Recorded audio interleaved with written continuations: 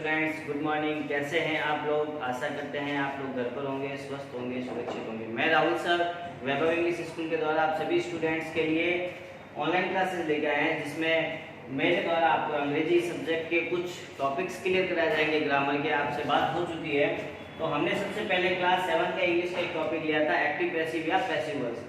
Active passive क्या है? अब 1 मिनट की सिर्फ चर्चा करते हैं पुरानी वाली बात पे। एक्टिव यानी किसी बात को सीधे तरीके से कहना। मैं कहता हूँ I play cricket, I play football लिखते हैं। चलो, आई प्ले फुटबॉल, मैं फुटबॉल खेलता हूँ। अगर इसको पैसिव बनाते हैं तो हम क्या लिखते हैं? फुटबॉल इज प्लेड बाय मी। उदाहरण नहीं है, सिर्फ आप एक बार सुनो इस बात को। आई प्ले क्रिकेट यानी कि मैं क्रिकेट खेलता हूँ। Football is played by me, football मेरे द्वारा खेला जाता है। देखो दोनों बात में कोई अंतर है क्या? एक लिखते हैं मैं क्रिकेट खेलता हूँ, एक अब लिखते हैं मैं क्रिकेट खेलता हूँ। एक लिखता हूँ सॉरी फुटबॉल है ना,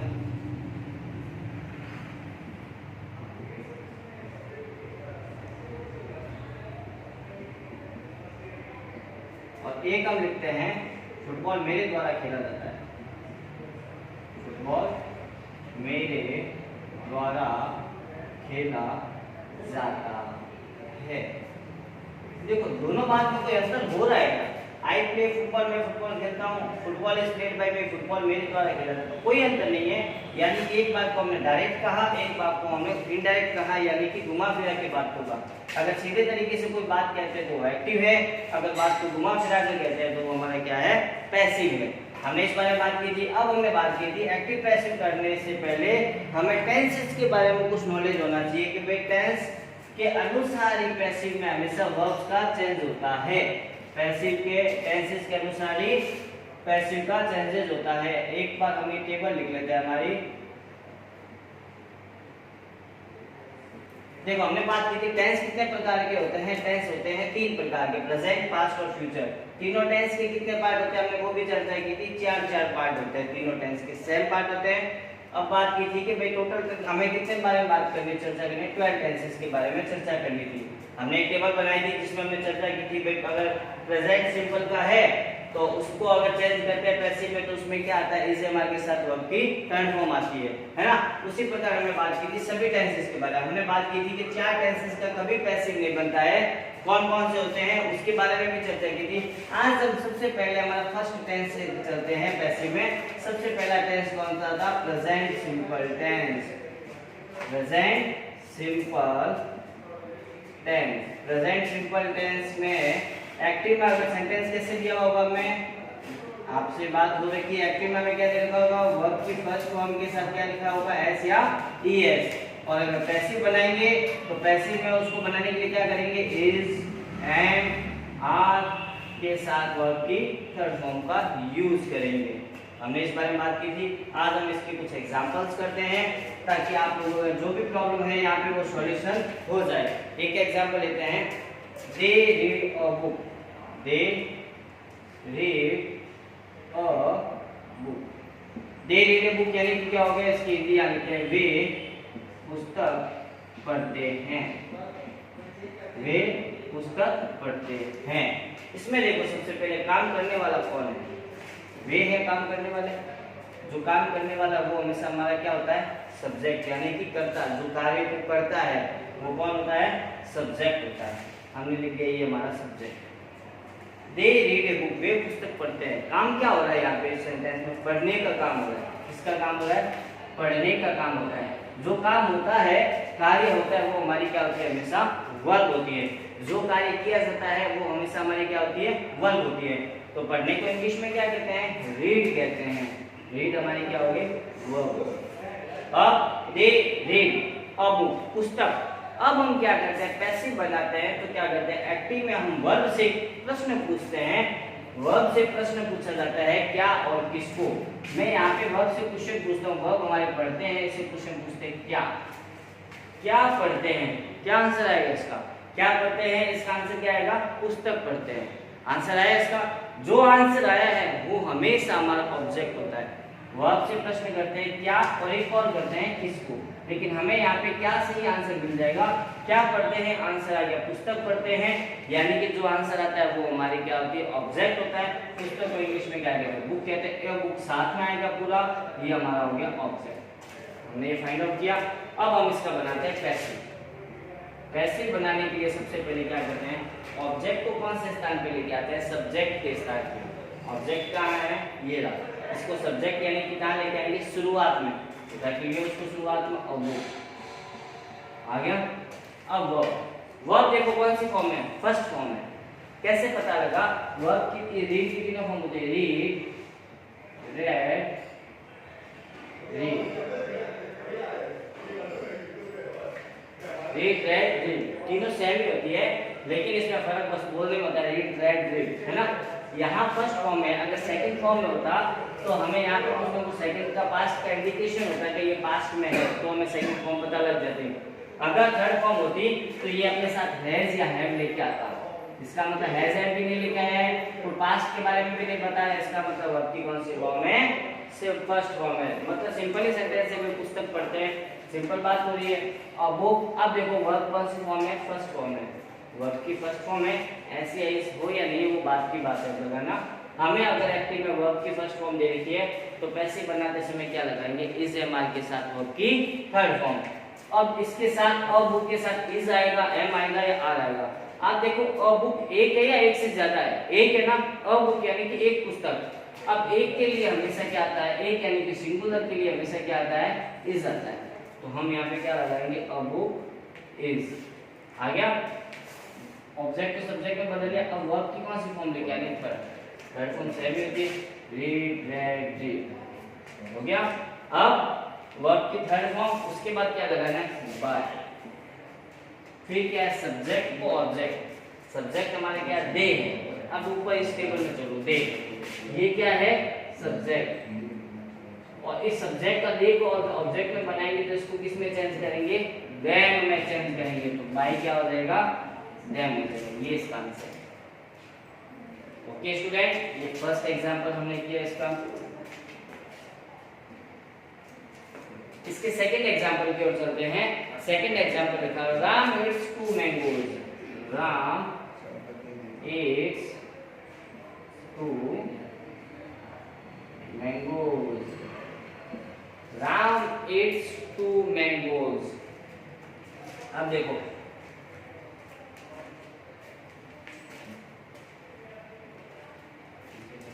इसकी हिंदी करते हैं। सबसे पहले राम 2 आम खाता है। राम eats 2 mangoes, राम 2 आम खाता है ना। बात किसके बारे में हो रही है, सबसे पहले देखो राम के बारे में। किसके बारे में बात हो रही है, राम के बारे में।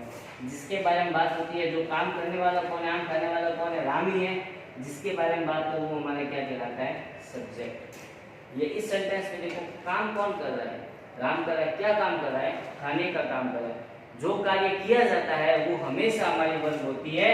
यहाँ पे काम खाने को हो रहा है, खाने को इंग्लिश में कहते हैं ईट, यानी कि ये हमारी क्या है, वर्ब है ना। अब क्या खाता है राम, अब वर्ब से क्वेश्चन करो। यहाँ पे क्या है, वर्ब हमारी क्या, वर्ब से प्रश्न करते हैं हम क्या और किसको। अब देखो क्या खाता है, अगर हम वर्ब से क्वेश्चन करें क्या खाता है तो आंसर क्या आता है, 2 आम खाता है। क्या खाता है, 2 आम खाता है, यानी कि 2 मैंगोज। जो आंसर आता है वर्ब से प्रश्न करने पे वो हमेशा हमारा क्या होता है, ऑब्जेक्ट होता है। वो हमेशा हमारा क्या होता है, ऑब्जेक्ट होता है। अब हमने ये पहचान लिया, फाइंड आउट कर लिया कि भाई इसमें सब्जेक्ट कौन सा है, वर्ब कौन सी और ऑब्जेक्ट कौन सा है। अब स्टार्ट करते हैं पैसिव बनाना। सबसे पहले ऑब्जेक्ट को किसके स्थान पे लेके आना है, सब्जेक्ट के स्थान पे। ऑब्जेक्ट हमारे क्या है, 2 मैंगोज, तो सबसे पहले लेके आएंगे 2 मैंगोज। 2 मैंगोज आ गया। अब वर्ब के पास चलो, वर्ब के साथ एक क्या लगा हुआ है, एस लगा हुआ है। ईट के साथ एस लगा हुआ है, यानी कि वर्ब की फर्स्ट फॉर्म के साथ एस या एस जब भी होगा तब ये हमें सिंपल प्रेजेंट टेंस दे रखा होगा। वर्ब की फर्स्ट फॉर्म है ईट, इसके साथ क्या लगा हुआ है, एस, ईट्स दे रखा है, यानी कि वर्ब की फर्स्ट फॉर्म के साथ एस या एस है। तो पैसिव बनाएंगे तो इसकी जगह क्या आएगा, इज, एम, आर, तीनों में से कोई एक आएगा। मैंगो कितने हैं, देखो 2 है ना। यहाँ पे हमने बात की थी, देखो बुक कितनी थी हमारी, एक थी तो हमने क्या लेके आए थे, इज, यानी कि सिंगुलर था, एक वचन था। यहाँ पे बात हो रही है 2 मैंगो। जब एक से ज्यादा होगा प्लूरल होगा, यानी कि उसके साथ क्या आएगा, आर आएगा। एक से ज्यादा यानी कि 2 है, 2 मैंगोज है तो इसके साथ क्या आती है, हेल्पिंग वर्ब आर आती है, 2 मैंगोज आर। अब क्या है वर्ब की थर्ड फॉर्म। ईट की थर्ड फॉर्म क्या होती है, ईट की तीनों फॉर्म लिखते हैं, ईट, एट, ईटन। तो वर्ब की थर्ड फॉर्म क्या होती है, ईटन होती है, वर्ब की थर्ड फॉर्म ईटन। उसके बाद क्या लगाना है, बाय, उसके बाद लगाया बाय। फिर सब्जेक्ट को कौन से स्थान पे, ऑब्जेक्ट पे। सब्जेक्ट हमारा क्या है, राम है, सब्जेक्ट हमारा क्या है, राम, तो राम का राम ही लिख देंगे, क्योंकि थर्ड पर्सन कभी भी चेंज नहीं होता है ना।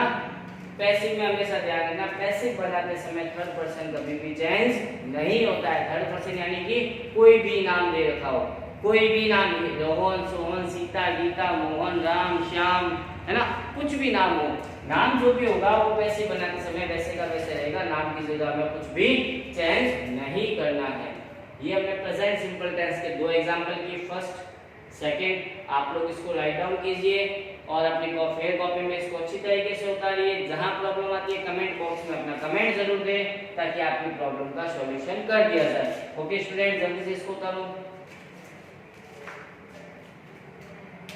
हाँ तो स्टूडेंट, उम्मीद करता हूँ कि आप लोगों ने इसको राइट डाउन किया होगा या पोज करके इजीली आप लोगों ने उतार दिया होगा। अब हम आगे चलते हैं। हमने अभी प्रेजेंट सिंपल टेंस के बारे में बात की थी कि भाई अगर प्रेजेंट सिंपल टेंस में एक्टिव सेंटेंस दे रखा है तो उसको हमें पैसिव में बनाते समय कैसे यूज किया जाता है। एक बार फिर बोल देता हूँ, सुन लीजिए। अगर प्रेजेंट सिंपल टेंस है यानी कि एक्टिव में हमें वर्ब की फर्स्ट फॉर्म के साथ एस या एस दे रखा है, ये सिर्फ वर्ब की फर्स्ट फॉर्म दे रखी है, तो पैसिव बनाते समय उसकी जगह क्या आ जाएगा, इज एम आर के साथ वर्ब की थर्ड फॉर्म आ जाएगी। प्रेजेंट सिंपल टेंस के साथ अब सेकंड नंबर टॉपिक हमारा आता है। कौन सा टेंस आता है सेकंड नंबर पे, ये वर्ब्स भी उतारी होगी, वर्ब्स भी उतारा करो कॉपी में ऊपर हेडिंग्स में, या अलग से 5-7 पेज के बाद एक पेज छोड़ दो जहां फिर वहां स्टार्ट करो वर्ब्स, स्ट्रॉन्ग वर्ब या मेन वर्ब, फिर ये तीनों फॉर्म लिखो, रीड, रेड, रीड, ईट, एट, ईटन, और भी वर्ब आएगी, सारी वर्ब्स को लिखो, है ना। आप 2 मिनट आप इसको भी उतार लेना जब तक मैं अगला स्टार्ट करते हैं आगे। सेकंड नंबर फर्स्ट आता present simple, second number tense आता हमारा प्रेजेंट कॉन्टिन्यूअस टेंस।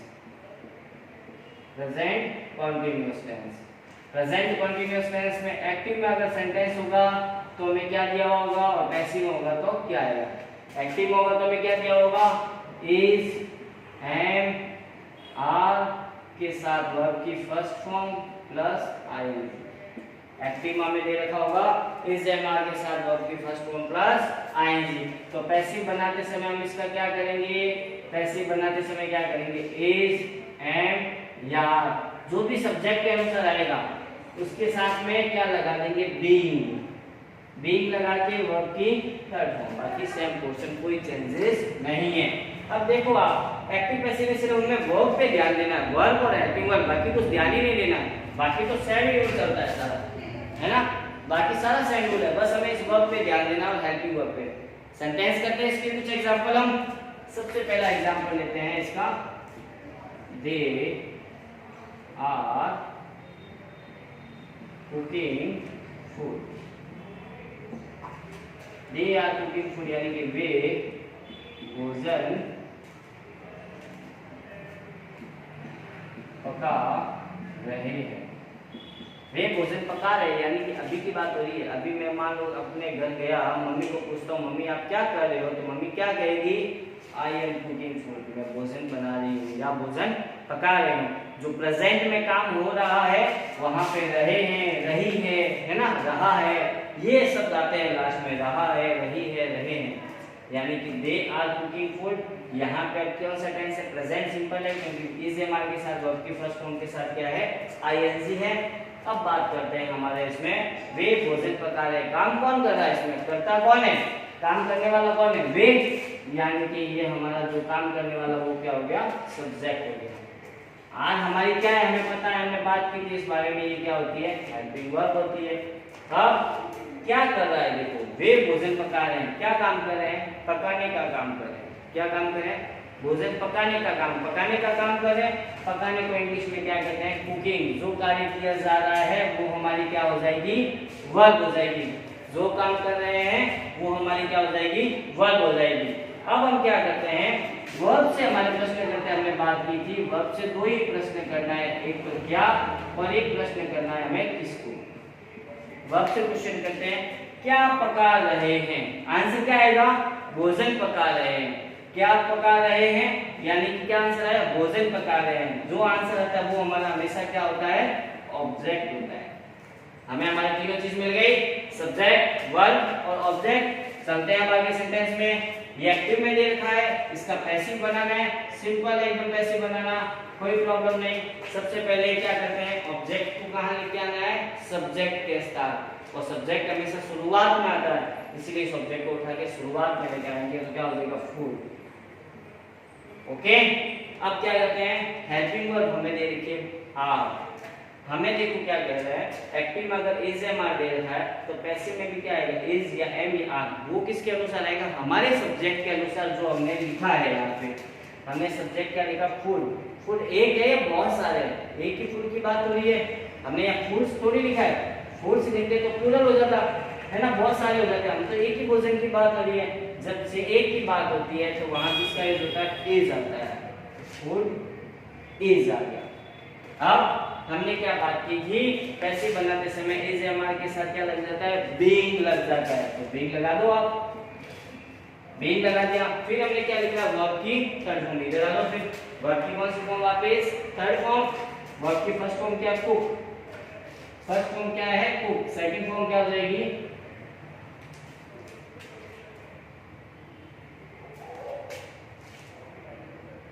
कुक, और थर्ड फॉर्म भी क्या हो जाएगी, कुक। तो कुक, कुक, कुक, तीनों फॉर्म लिखिए। हमें वर्ब की कौन सी फॉर्म लानी है, थर्ड फॉर्म लानी है, तो कुक की थर्ड फॉर्म हो जाएगी कुक। ऑब्जेक्ट को सब्जेक्ट में बदला, वर्ब की थर्ड फॉर्म, फिर क्या आया, बाय। अब क्या है, सब्जेक्ट को ऑब्जेक्ट, सब्जेक्ट हमारे क्या है, दे। अब देखो इधर चलो, दे को जब ऑब्जेक्ट बनाएंगे तो क्या आएगा, देम आएगा, बाय क्या हो जाएगा, देम। ये हमारा पैसिव है।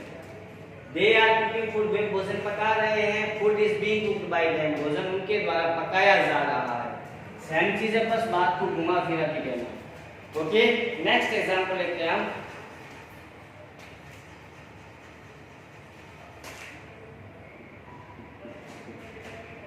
My mother is washing clothes, my mother is washing clothes, इसको अगर हिंदी में लिखते हैं,